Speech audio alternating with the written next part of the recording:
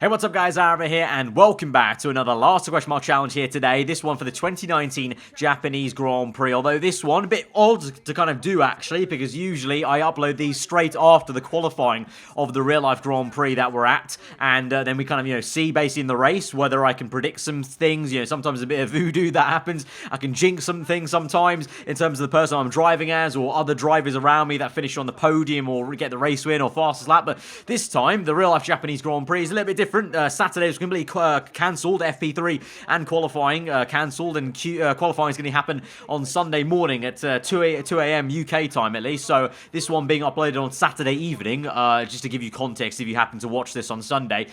So if you do happen to watch this after qualifying or after the race on Sunday, then do let me know how we get on in the comments below in terms of it. We're driving today as Sebastian Vettel. If you're unfamiliar with this challenge on my channel, we do a 25% race, so it's a short and sweet race. I have to try and really make the overtakes count as quickly as possible, especially in the opening laps, because the traffic's quite horrendous, especially at Suzuka here. Sector 1 is going to be an absolute nightmare to try and navigate here. But yeah, I thought I'd take the challenge of Sebastian Vettel this week, seeing as last race weekend, obviously, he ended up with a DNF, so he'll be looking to bounce back, and so in that kind of manner, I'm going to look to bounce from P20 as far up the order as we can in a very overcast Suzuka at the moment here for this Japanese Grand Prix virtually. And so to that effect, obviously, being a 25% race is going to be a pretty straightforward strategy of a one-stop from soft tire to the mediums, although going very long on the soft to about at least lap number 7 or 8, I would say. So that's actually majority of the Grand Prix is spending on the fastest compounded tire, which I'm not complaining about, but it's always a surprise, and we had that same thing at Russia, really, last time out when we did this at Sochi. But let's just get into this then and see what we can do from P20 with Sebastian Vettel as we go to 5 red lights then for the last question mark challenge here today at the Japanese Grand Prix. The lights are out and we're underway, and it's obviously going to be a bit of a slow start compared to the AI, but bumping up the car into overtake mode in rich mix. We get a good run on Robert Kubica into turn 1. Very fine margins to our front wing, and oh, it's a spin! It's a major spin for Dan Ricciardo. We almost T-boned the Renault there, so absolute crazy action straight off the bat into lap number 1.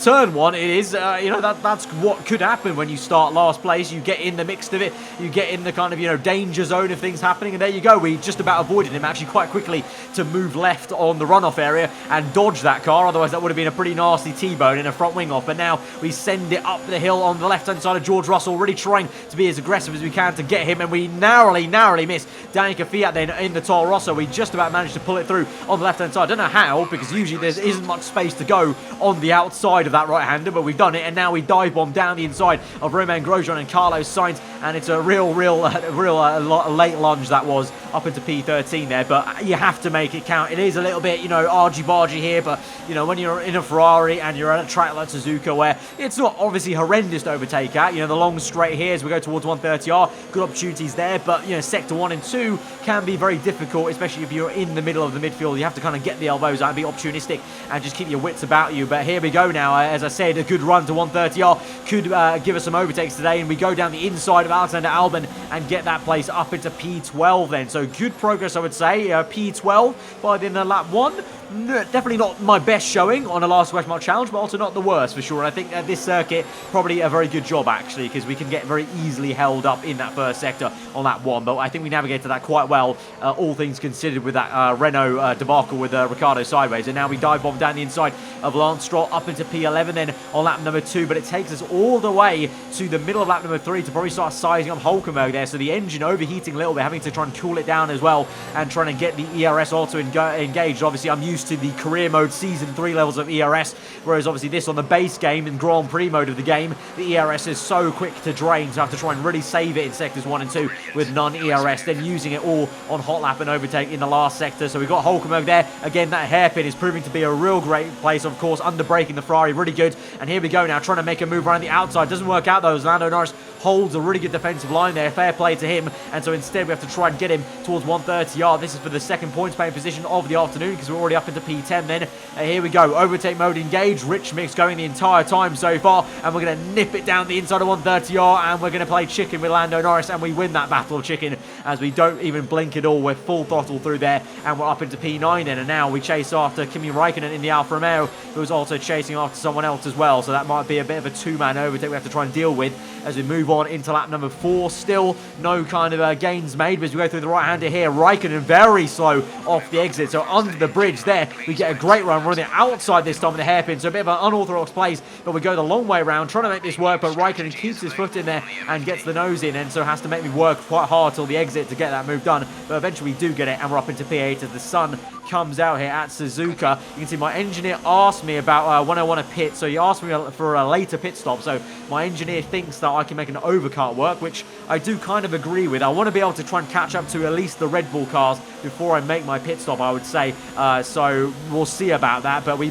go ahead and overtake Kevin Magnussen in lap number 4 then in a straight line very easily before 130R with overtake mode going and rich mix engaged, and we're up into P7 then, and now we catch up to the Red Bull of Pierre Gasly. Surprisingly though, he's behind a Racing Point car of Sergio Perez, so Gasly really struggling. Of course, on the base 2019 game, Gasly's still at Red Bull and Albon is still at Toro Rosso here, so that's why Gasly's here in the second Red Bull, and he's clearly still struggling like he was when he was in the Red Bull car. Can we now go down the inside as Robert Kubica's out of the session? We go down the inside, a big lock up on the front left, but we get it done on the Frenchman there, and we get a great exit to try and overtake Sergio Perez then before the spoon curves. Look at that launch, absolutely awesome rocket ship of a car this Ferrari is off that corner there that time, and we're up into P5 then, and up next is our teammate Charles Leclerc, who is on the back of Verstappen, but you know, could we try and overtake our teammate before the pit stops? That would be quite juicy indeed. And I mentioned Leclerc was on the back of Verstappen, that just might help us out here, because by the time we move on to lap number 7 into the hairpin, Verstappen now is the car ahead of us, so Leclerc and Verstappen are actually side by side in sector 1 for a lot of that, so they really slowed each other down and helped me out here. So can we try and get the Dutchman then on lap number 7, and then it'll be Leclerc, and then you can see acres of space then between Leclerc and the Mercedes cars, so maybe like they showed in free practice 1 and 2, the Mercedes car very, very strong around Suzuka here in the game. But here we go now, making the move on Verstappen there, easy does it, pull on left hand side, and we just buff it through towards 130R, purple second sector there, so going quite well in clean air actually to catch these guys up, and we're up into P4 of the Grand Prix. We now move on to lap number 8, so this was 1 lap earlier than my engineer wanted me to pick, because he based my default was lap number 7, he moved that to lap number 9 because I confirmed that. So if I technically overtake Leclerc now, I could kind of screw him over and pit right now, but I feel like there is a decent amount of tyre wear in these soft tyres. I don't need to pit this lap. I'll go ahead and overtake Leclerc, get some clean air at the very end of the lap, and then go after, you know, try and chase some lap time based on lap number 9, but technically, I could try and screw him over and be a little bit naughty and pit on this lap, but I don't need to. The tyre wear's there, so I don't have any fear of us being undercut by him if we continue on, so we'll do that then. You can see back down to non-ERS, trying to save some ERS on the exit, but now my engineer's saying push as we go onto our in-lap effectively there, so just going to go on hot lap and rich mix for most of that lap until the end and try and push as hard as we can to try and not only get away from Leclerc in terms of the actual pit stop window, but also try and see if we can gain anything on the Mercedes cars and do a bit of an overcut on them potentially, try and gain some time on Valtteri Bottas, who at the moment is in second place, Hamilton in the net first place. But here we come from the lead of the Grand Prix into the pits, just about to slow this thing down to lean mixture and none, and straight into our pit box, then onto a set of medium tyres, yellow wall tyres, and now we wait and look on the left hand side on the mini-map there, no less, to where the dots are. So first of all, we'll see Hamilton and Bottas come through. Now to be fair, Hamilton's actually a lot further back than I thought he would be here, so we're actually quite closer to the race leader, and we will be very close to Valtteri Bottas as we come through to the exit there. Have a little bit of an issue with the pit exit button for a second. It got a little bit stuck there, so momentary lapse of actually accelerating, but there we go. We're actually very, very close to Valtteri Bottas. We're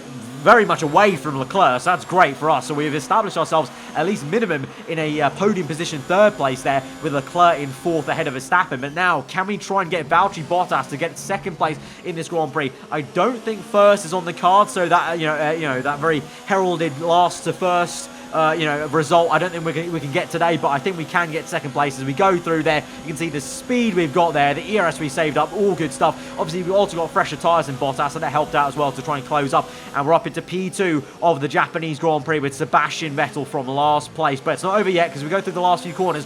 Bottas is going to be very strong off this corner. I'm generally quite poor on this corner against the AI. So as we go down the main pit straight, you can see I'm all the way to the right, and yet Bottas follows me through. So very aggressive slipstreaming from Valtteri Bottas. We pull back to the racing line, and we keep that P2, and now hopefully we can try and kick off from there and try and push away, and we move on towards lap number 13, and it will be, unfortunately, Hamilton that does get the win. We do close up on him somewhat, but we just can't get anywhere near him to try and make an overtake for first place there. So Lewis Hamilton will win the Japanese Grand Prix, but will come home in second place with Sebastian Vettel to get second from last place on the grid there. So I would say pretty damn decent. I think, you know, if we maybe made a few more overtakes on lap number 2, because we did have that kind of major gap of from lap 2 to lap 3 to lap 4, I was only making 1 overtake per lap. So if we maybe were a little bit faster in that region, like my engine was overheating, so if maybe it didn't overheat as much, maybe I could have gone down to standard mixture to try and save it and play a bit of a long game. Maybe I could have had enough pace to actually catch up to Hamilton, because I give it like 2-3 more laps maybe from where we were at the end of this race. I think I probably could have gone for first place. So I think those first few laps really made a big difference, and as it should do, and that's why it's always quite interesting to do these challenges with the 25% race, because you really do get hindered quite a fair bit at the start. And it only really affects you right at the end of the Grand Prix when you're trying to go for the last few podium positions there. But guys, if you did enjoy this video, then be sure to hit that like button. Let me know what you thought in the comments below. And like I said, let me know after real-life qualifying, or probably more likely after the real-life Grand Prix, because they're both quite close to each other at 2 AM and then like 6 AM or whatever UK time. Let me know how we did in this race. Did we predict anything correct? Hamilton first, Vettel second, Valtteri Bottas third. Vettel, myself, we got the fast lap of the Grand Prix for him. We'll see about that. Ferrari's pace hasn't looked too great, but hopefully it's a little bit closer than it was in FP1, FP2. But hope you guys enjoy the entirety of Sunday then, qualifying and the race. It's going to be a bit of an early start if you do wake up for quali, and hopefully the race, of course, is quite intriguing. But till then, guys, hope you enjoy the rest of your day. Goodbye.